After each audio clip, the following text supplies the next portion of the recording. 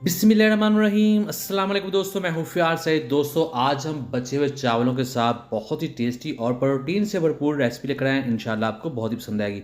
बिस्मिल्लाहिर्रहमानिर्रहीम। तो ये हमारे पास एक प्याली उबले हुए चावल है, एक बाउल में ऐड कर देंगे और इसमें 4 टेबलस्पून प्याज जिसको हमने क्यूब्स में काट लिया था इसमें ऐड कर देंगे। इस तरह से जो रेसिपी है वो देखने में खूबसूरत लगेगी।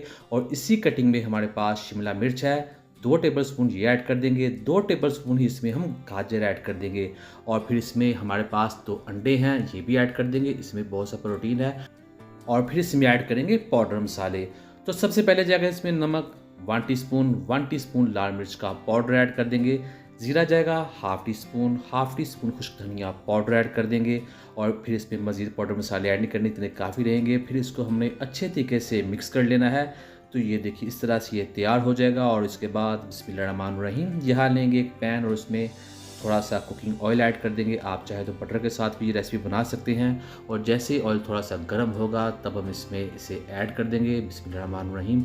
दोस्तों ये रेसिपी बहुत ही ज़्यादा टेस्टी बनती है, बहुत ज़्यादा खूबसूरत बनती है और ये प्रोटीन से भरपूर है, वेट लॉस करती है। अगर आप वेट लॉस करना चाहते हैं तो ऑयल का इस्तेमाल कम कीजिएगा।